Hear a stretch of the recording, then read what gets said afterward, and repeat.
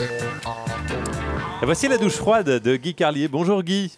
Bonjour Guillaume, bonjour Julie. Bonjour. Aujourd'hui, vous nous racontez une fable canoise. Oui, ce matin, compte tenu de l'actualité, je dois faire court, un peu comme une soupape pour évacuer un peu l'étouffante actualité.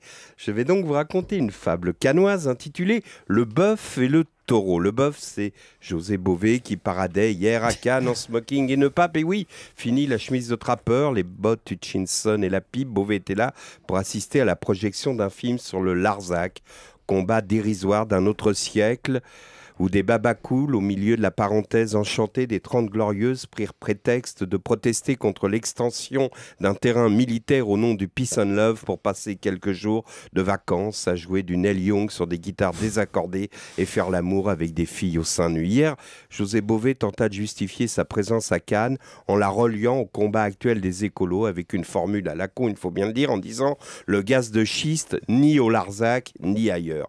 Et puis, avec un sourire de fatuité, satisfaite, il arpenta le tapis rouge, monta les marches du palais des festivals en faisant coucou de la main comme une fausse blonde et en ronronnant de plaisir comme Louis de Funès dans le grand restaurant.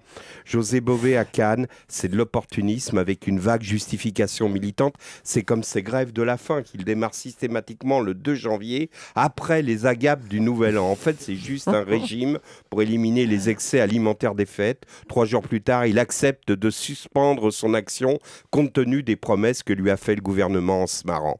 José Bové, c'est l'art de joindre l'inutile à l'agréable. Aujourd'hui à Cannes, Belmondo va remplacer Bové. Un taureau va remplacer le bœuf. Un vieux taureau blessé sur lequel la maladie a planté ses banderilles.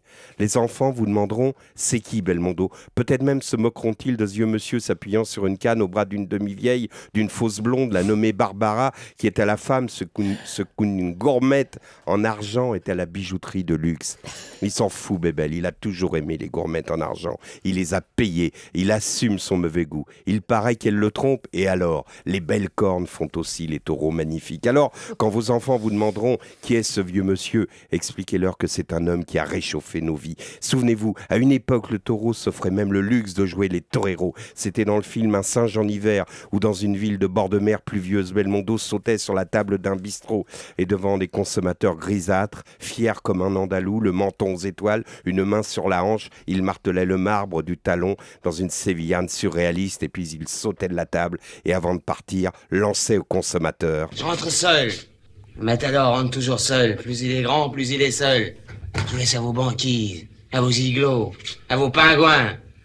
Por favor, señora. Quelle heure le train pour Madrid? Alors expliquez aux enfants que même lorsque la vie plantera des banderilles dans leur corps ou dans leurs âmes, il vaut mieux rester un taureau blessé qu'un bœuf d'élevage. La douche froide et la fable de Guy Carlier que vous pouvez regarder sur europe1.fr en podcast. Merci Guy.